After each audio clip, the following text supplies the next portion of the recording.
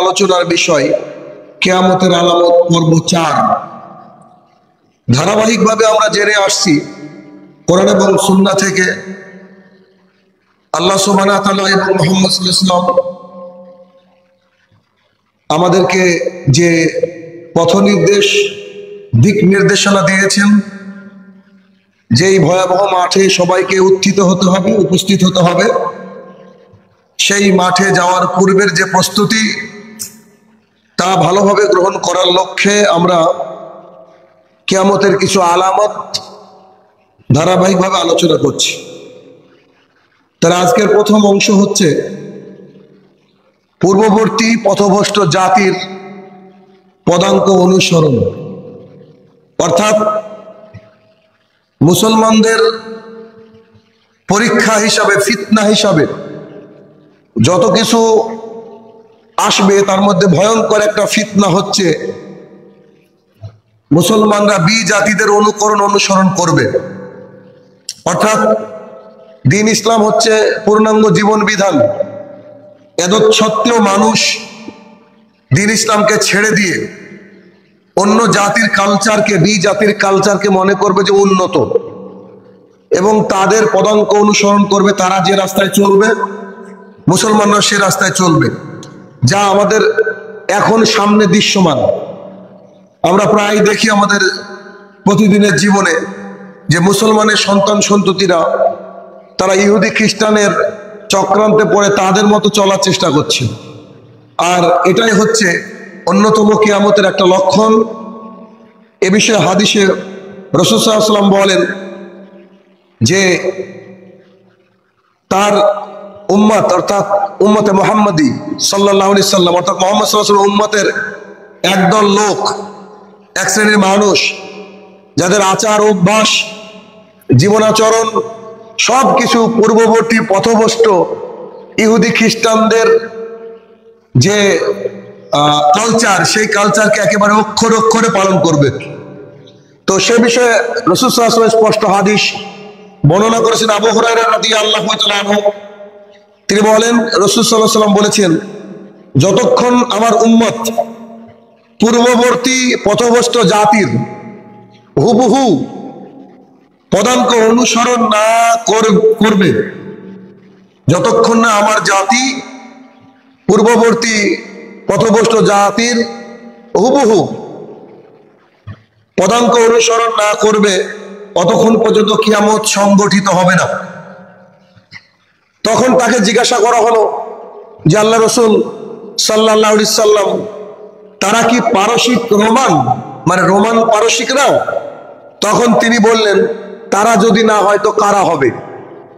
অত্র বুখারীর হাদিস ৬৮৮৮ মানে ৬৮৮৮। অত্র হাদিসে রাসূলুল্লাহ সাল্লাল্লাহু আলাইহি সাল্লামের কাছ থেকে আমরা জানতে পারলাম যে তিনি বলেন যে কিয়ামত অতদিন পর্যন্ত ঘটবে না, কিয়ামতের মাঠ কায়েম হবে না অতদিন পর্যন্ত। কতদিন?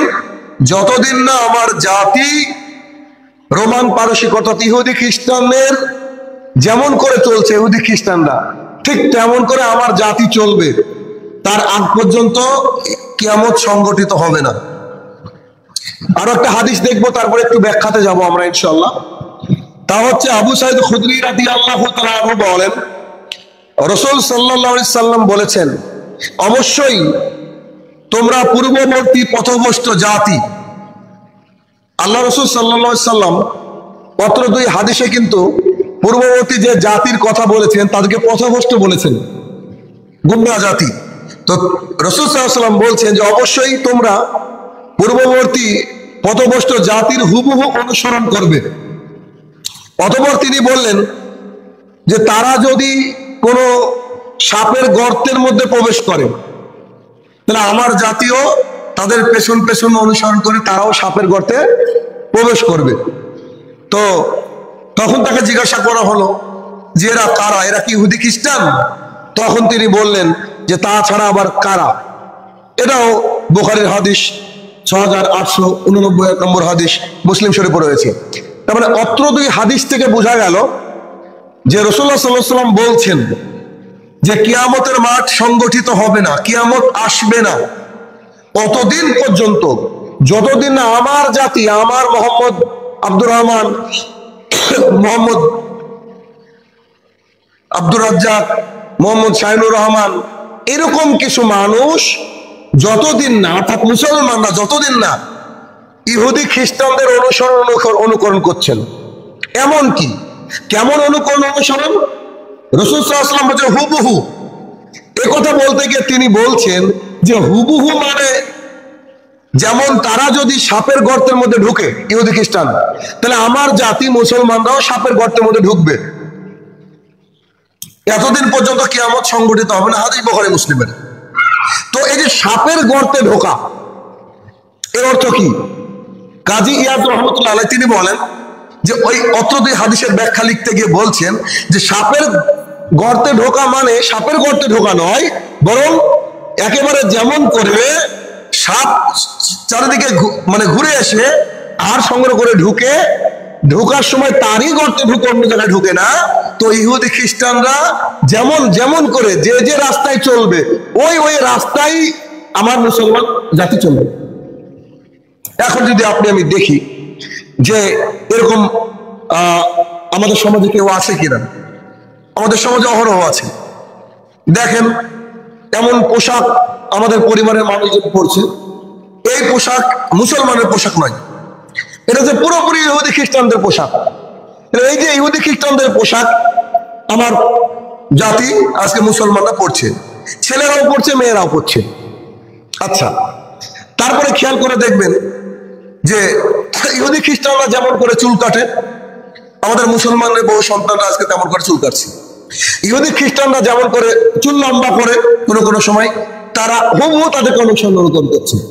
ইহুদি খ্রিস্টানরা যে খেলাধুলা আবিষ্কার করেছে, তার পেছনে মুসলমান জাতি সময় অপচয় করছে।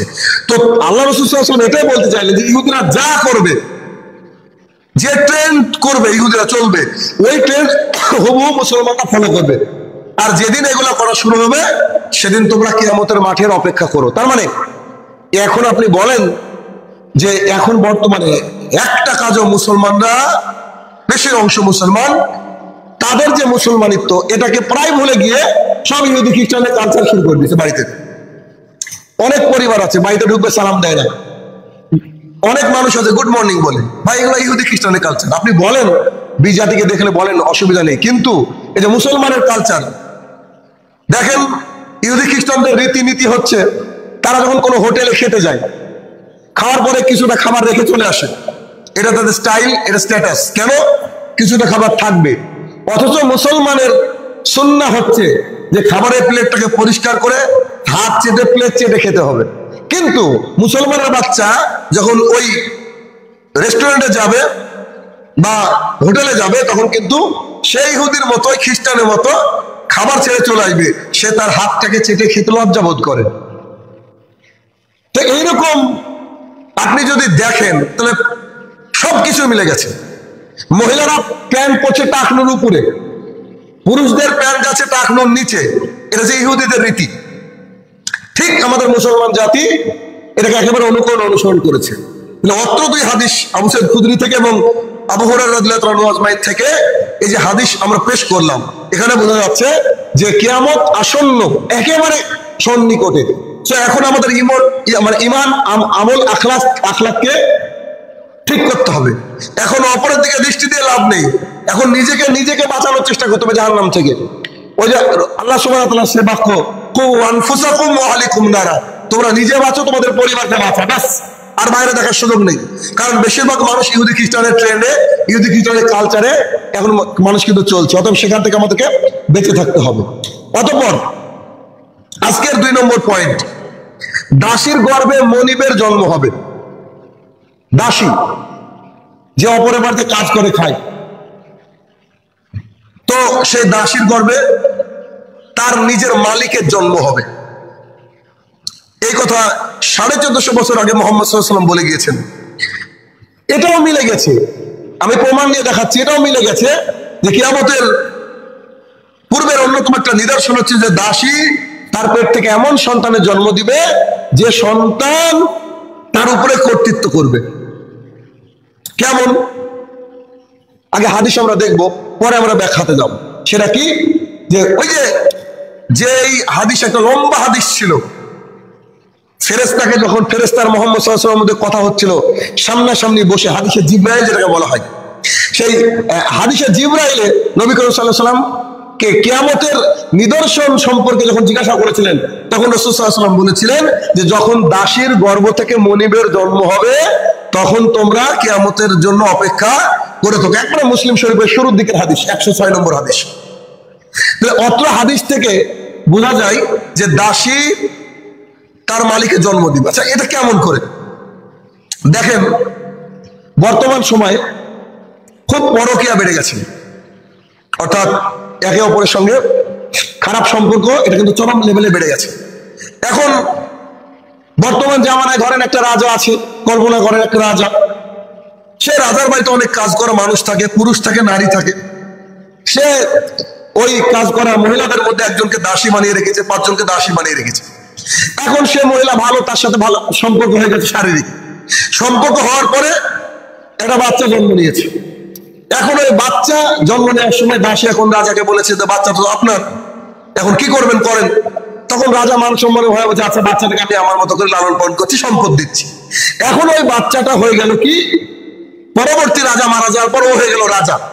এখন বা রাজা বেঁচে থাকা অবস্থায় ও রাজা হয়ে গেল। রাজা বললো যে তুমি এখন থাকো, আমি দুর্বল হয়ে গেছি। এখন এ হয়ে গেল রাজা, আর ওর মা হচ্ছে ওর প্রজা, কারণ ওর মাও তো ওই এলাকার বাসিন্দা, ওর মা তখন প্রজা। তখন ও ছড়ি ঘোরাবে, ও যা বলবে ওর মা তাই শুনবে, কিছু করার নেই। এমনকি রাজা যে তোকে জন্ম দিয়েছে সেও তারও মনে হয়ে যাচ্ছে তার সন্তান। দেখেন, এটা কিন্তু অহরহ চলছে বর্তমানে। অতএব মানে দাসীর গর্ভে মনিবের জন্ম হবে, এটা কিন্তু অলরেডি হয়ে গেছে। অর্থাৎ কিয়ামতের মাঠ নিয়ে আমাদের আরো বেশি তৎপর হওয়া উচিত, আরো বেশি নিজের আমলকে, আখলাককে, চরিত্রকে শুধরানো উচিত। কেননা কখন যে মানে চলে যেতে হবে আল্লাহ তাআলার কাছে, এটা আল্লাহ তাআলা ছাড়া কেউ জানে না। 3 নম্বর পয়েন্ট, স্বল্প বসনা নগ্ন মহিলাদের আত্মপ্রকাশ ঘটবে। স্বল্প বসনা মানে অল্প পোশাক পরেছে এমন মহিলাদের আত্মপ্রকাশ ঘটবে। কিয়ামতের আগের পূর্বে মানুষের মানে মানুষ নির্লজ্জ বেহায়া এক্সট্রিম পর্যায়ে পৌঁছে যাবে, নির্লজ্জ বেহায়া হয়ে যাবে, অশ্লীলতার ছড়াছড়ি হবে। এমনকি জাহালাতের জামানায়, অজ্ঞতার জামানায়, যখন মানুষ অত ভালো বুঝতো না, অত পড়াশোনা ছিল না, অত ইউনিভার্সিটি ছিল না, স্কুল কলেজ ছিল না, তখন মানুষকে যে পোশাকে দেখা যায়নি এখন সেই পোশাকে দেখা যাবে। এখন দেখা যাবে ফিনফিনে পাতলা পোশাক, বি জাতির পোশাক, টাইট ফিট পোশাক, যা পরে বাড়ির বাইরে যাওয়া যাবে না এমন পোশাক, যাতে সামনে মানুষ পরে হাঁটবে তার শরীরের আকৃতি বোঝা যাবে। 1450 বছর আগে চিন্তা করেন একবার যে মুহাম্মদ সাল্লাল্লাহু আলাইহি ওয়াসাল্লাম কত বড় একজন সায়েন্টিস্ট, কত বড় একজন মানে বিখ্যাত ব্যক্তিত্ব, যে তিনি মরুভূমির মধ্যে থেকে, না কোনো স্কুল ছিল, না কোনো কলেজ ছিল, না কোনো বিশ্ববিদ্যালয় ছিল, না কোনো সায়েন্স ছিল, সায়েন্সের এস পর্যন্ত আবিষ্কার হয়নি, তখন তিনি 2025 সালের কথা বলছেন। আপনি মানবেন না, যাবেন কোথায়? 2025 সালের কথা তখন তিনি বলছেন। এবং তিনি দুঃখ করে হাদিসটাই বর্ণনা করছেন। হাদিসে বর্ণনা করেছে আবু হুরায়রা রাদিয়াল্লাহু তাআলা, তিনি বলেন যে রাসূল সাল্লাল্লাহু আলাইহি ওয়াসাল্লাম বলেছেন যে 2 প্রকার জাহান্নামীকে আমি মুহাম্মদ সাল্লাল্লাহু আলাইহি ওয়াসাল্লাম দেখিনি। 2 প্রকার জাহান্নামীকে আমি দেখিনি। কেমন? আমি দেখিনি মানে কি? ধরেন সাপোজ আজ থেকে যে 2 বছর আগে মারা গেছে, 5 বছর আগে মারা গেছে যে লোক, সেই লোক এখন বর্তমানে যেসব ডিভাইস আবিষ্কার হচ্ছে এগুলো দেখেনি। মোবাইল আবিষ্কার হওয়ার আগে অনেক মানুষ মারা গেছে, তারা কিন্তু মোবাইল দেখেনি। যেমন মানে আমরা যেহেতু ইন্টারনেটের জামানায় আছি, এখন আসছে চ্যাট জিপিটি, একটা সফটওয়্যার। ওই চ্যাট জিপিটিকে আপনি যা প্রশ্ন করবেন সব বলে দেবে, এ টু জেড।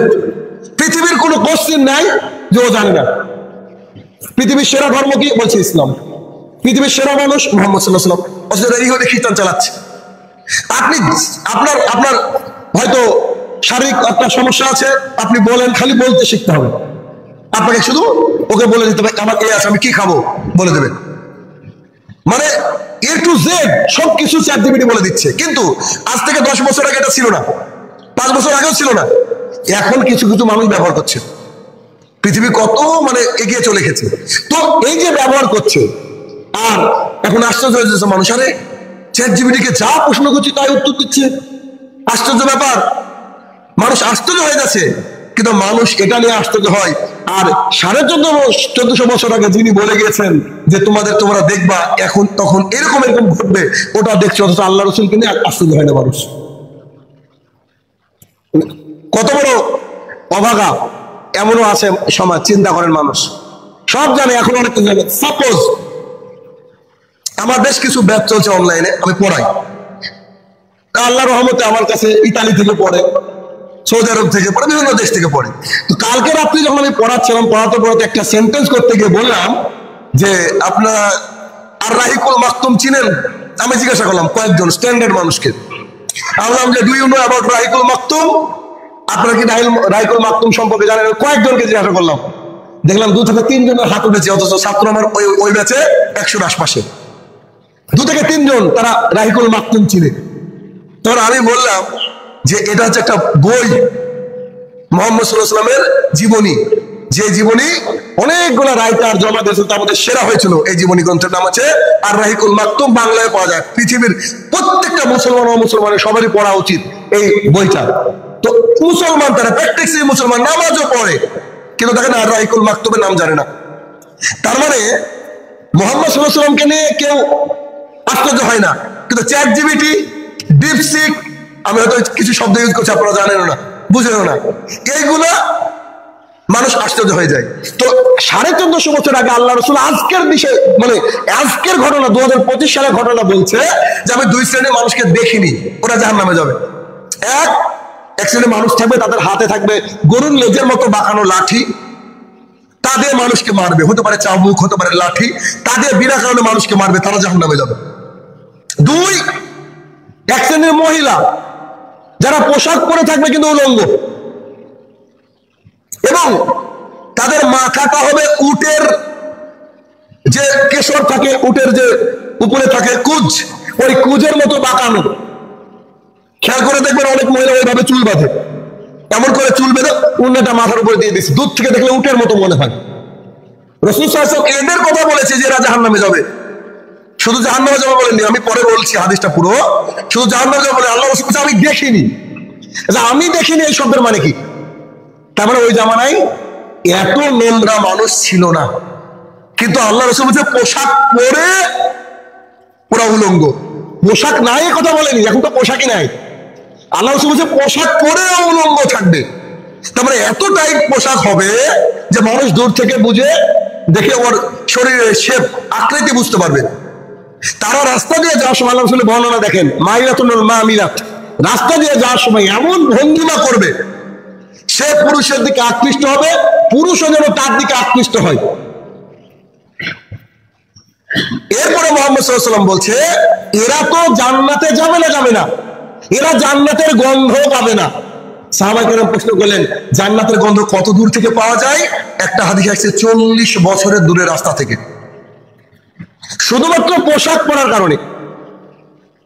আপনি বোরকা পরলেন মানুষকে দেখানোর জন্য, আবার নিজেকে আপনি জিন্সের প্যান্ট পরে জাতির সামনে চলছেন, টাইট ফিট পোশাক পরে জাতির সামনে চলছেন, আউযুবিল্লাহ, জাহান্নামের জন্য প্রস্তুতি গ্রহণ করতে হবে।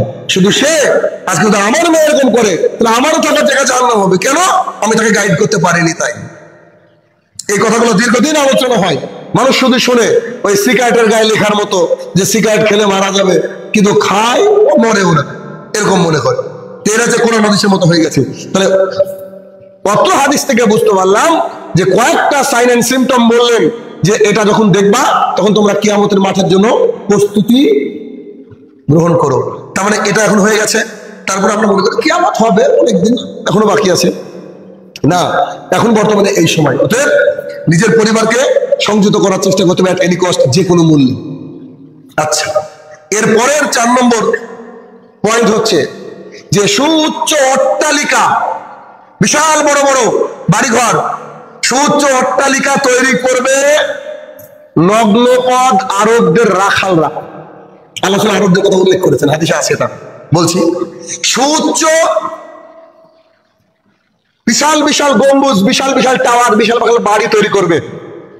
যারা ছিল ভিখারি, যাদের পরার জন্য জুতো ছিল না, পরনে ঠিকঠাক পোশাক ছিল না, যারা রাখাল রাখালের কাজ করত, বাড়ি বাড়ি মানে পশু কালেকশন করে চড়িয়ে বেড়াতো, লোকের বাড়িতে খাটতো, তারা প্রতিযোগিতা করবে বিল্ডিং করার। তখন তোমরা কিয়ামতের মাঠের জন্য কি করো?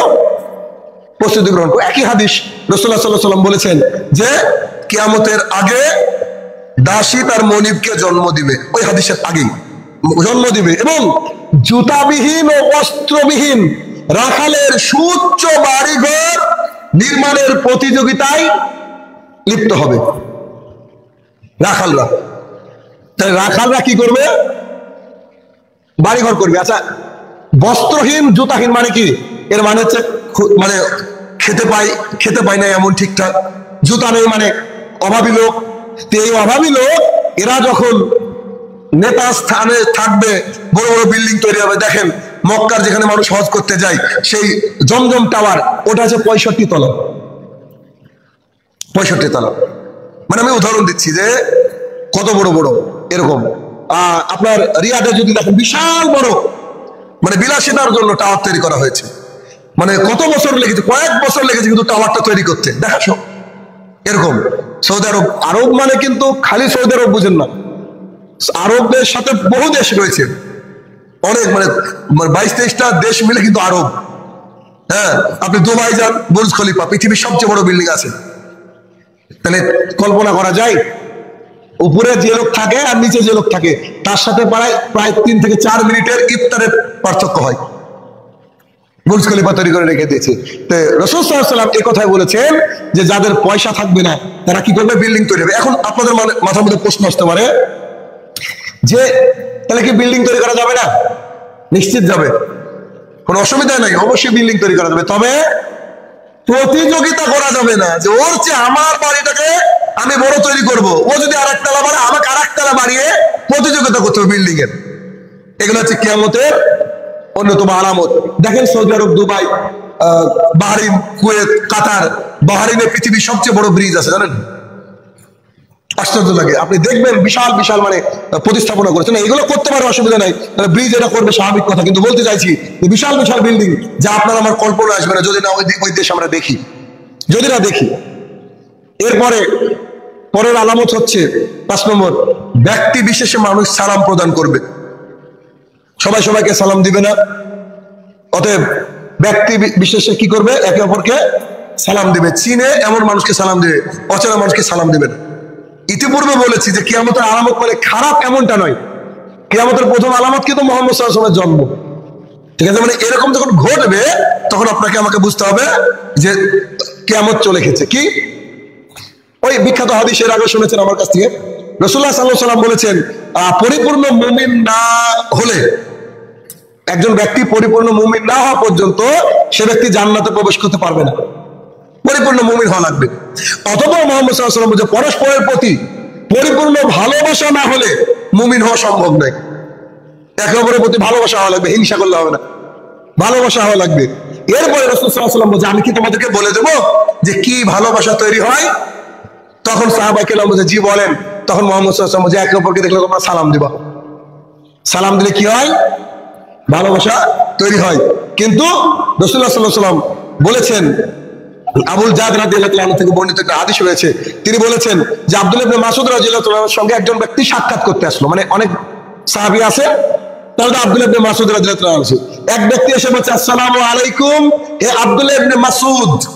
এসে উনার নাম নিয়ে বলছে আসসালামু আলাইকুম আব্দুল্লাহ ইবনে মাসউদ। সালাম শুনে আব্দুল্লাহ ইবনে মাসউদ রাদিয়াল্লাহু তাআলা বললেন যে মুহাম্মদ সাল্লাল্লাহু আলাইহি ওয়াসাল্লাম ঠিকই বলেছে যে এমন একটা জামানা আসবে মানুষ পার্টিকুলার ব্যক্তি, নির্দিষ্ট ব্যক্তিকে সালাম দিবে। আল্লাহ রাসূল বলেছে সেদিন তোমরা কিয়ামতের মাঠের জন্য প্রস্তুতি গ্রহণ করো, অর্থাৎ তোমরা সালাত কি করো, মানে ওই মানে সালাম দেখবা যে পার্টিকুলার ব্যক্তিকে দিবে, অর্থাৎ পুরো সমাজকে সালাম দিবে না, একে অপরকে সালাম দিবার।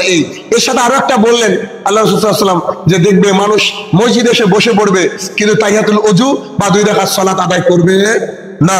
তখন মনে রাখবা যে কিয়ামতের আলামত শুরু হয়ে গেছে। একটা হানাফি মসজিদে, একবারে নাম নিয়ে বলছি, একটা হানাফি মসজিদে আপনি পাবেন না যে এসে মসজিদে প্রথমে বসার আগে নামাজ পড়ে, আগে বসে। ঠিক উল্টোটা করে রেখেছে। রাসূল সাল্লাল্লাহু আলাইহি ওয়াসাল্লাম এই কথা বলেছে যে এটা হচ্ছে কিয়ামতের আলামত। আল্লাহ তাআলা আমাদেরকে এগুলো বুঝে তদনুযায়ী আমল করার তৌফিক আতা করুক, আল্লাহুম্মা আমিন।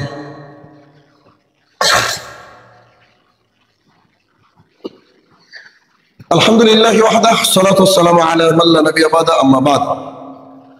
অতঃপর 6 নম্বর পয়েন্ট, কিয়ামতের আলামতের ব্যবসা বাণিজ্য ব্যাপক হারে বেড়ে যাবে। ব্যবসা বাণিজ্য ব্যাপক হারে বেড়ে যাবে। আর ব্যবসা বাণিজ্যে স্ত্রী তার স্বামীকে সাহায্য করবে, আর বাজারে সিন্ডিকেট তৈরি হবে। এই 3টে বিষয়ে রাসূল সাল্লাল্লাহু আলাইহি ওয়াসাল্লাম উল্লেখ করলেন। হাদিস আমরা দেখব, তার পূর্বে বুঝি যে প্রচুর পরিমাণে ব্যবসা বেড়ে যাবে। প্রচুর পরিমাণে ব্যবসা বেড়েও গেছে। বাংলাদেশের প্রেক্ষাপট যদি দেখেন, আমার মনে হয় না যে এমন কোনো লোক নাই বাংলাদেশে যে ব্যবসা করে না। আমাদের চেয়ে ওরা অনেক উন্নত ব্যবসার দিক দিয়ে। ব্যবসা করা খারাপ কিছু না, ভালো, আলহামদুলিল্লাহ। হালাল হইতে তারা ব্যবসা করে। কিন্তু আমাদের মুসলমান সমাজ, আমাদের ইন্ডিয়ার মানুষ, এরা ব্যবসা খুঁজে পায় না। ওরা কিন্তু প্রচুর ব্যবসা করে। এরপরে আল্লাহ রাসূল বললেন যেটা খারাপ দিক, সেটা কি? ব্যবসায়ী স্বামীকে সাহায্য করবে তার স্ত্রী। যদি কেরালায় যান, কেরালায় অধিকাংশ দোকানদার হচ্ছে মহিলা। এরা কিয়ামতের আলামত, ঠিক নয়? এরা যে কিয়ামতের আলামত। অথচ তারা নিজেকে মনে করে যে আমরা সবচেয়ে উচ্চ শিক্ষিত মানুষ। কারো না কারো কোনো না কোনো শর্টকামিংস আছে, এটা আছে। এরপরে বাজারে হবে সিন্ডিকেট। সিন্ডিকেট মানে তো বুঝেন, আলু সব স্টক করে দিল, 10 টাকা কেজি আলু চলছে, কথার কথা। এবার স্টক করে দেওয়ার পরে বলছে যে আলু নাই, পরের দিনে বলছে 17 টাকা কেজি। এই যে সিন্ডিকেট, এটা শুরু হবে, যেটা অনেকদিন আগে থেকেই রাসূল সাল্লাল্লাহু আলাইহি ওয়াসাল্লাম বলেছেন, যেটা আমাদের এখানে অলরেডি শুরু হয়ে গেছে। সেটা কি? যে আমর ইবনে তাগলিব রাদিয়াল্লাহু তাআলা থেকে বর্ণিত যে নবী করিম সাল্লাল্লাহু আলাইহি ওয়াসাল্লাম ইরশাদ করেন, আল্লাহ সাল্লাল্লাহু আলাইহি ওয়াসাল্লাম বলেন যে কিয়ামতের নিদর্শনের বলে, মানে কিয়ামতের যত নিদর্শন রয়েছে তার মধ্যে অন্যতম হচ্ছে ধন সম্পদের ব্যাপকতা। মানুষের অর্থ সম্পদ বেড়ে যাবে। 2, ব্যবসা বাণিজ্যের প্রসার। 3, জ্ঞান বিজ্ঞানের বহিঃপ্রকাশ। আশ্চর্য কথা, চিন্তা করেন। 1450 বছর আগে মুহাম্মদ সাল্লাল্লাহু আলাইহি ওয়াসাল্লাম বলছেন যে জ্ঞান বিজ্ঞান বেড়ে যাবে। কি হাদিস বুঝতে পারছেন? জানি না বুঝাতে পারছি কিনা আমি, যে 1450 বছর আগে এই কথা বলা হচ্ছে, আল্লাহ রাসূল বলেছেন। এমনি কি তিনি পৃথিবীর সেরা মানুষ? তিনি বলছেন যে জ্ঞান বিজ্ঞান বেড়ে যাবে, মানুষ আবিষ্কার করবে। এটা বলছেন আল্লাহ রাসূল সাল্লাল্লাহু আলাইহি ওয়াসাল্লাম আজ থেকে কতদিন আগে। একজন অন্যজনের কাছে কেনা বেচার সময়, আল্লাহ রাসূল বলছেন, একজন অন্যজনের কাছে কেনা বেচার সময় বলবে যে অমুকের সাথে পরামর্শ না করে লেনদেন করবো না। এই যে সিন্ডিকেট, অমুকের সাথে পরামর্শ না করে মানে এ করবো না। এরপরে পরের বাক্য যেটা আমার কাছে খুব আশ্চর্য লেগেছে, আমার কাছে খুবই আশ্চর্য লেগেছে। সেই পরের পয়েন্টটা কি? বুঝে পুরো এলাকায় একজন ব্যক্তিকে খুঁজে পাওয়া যাবে না যে লিখতে জানে। পুরো এলাকায় একজন ব্যক্তিকেও খুঁজে পাওয়া যাবে না যে লিখতে জানে।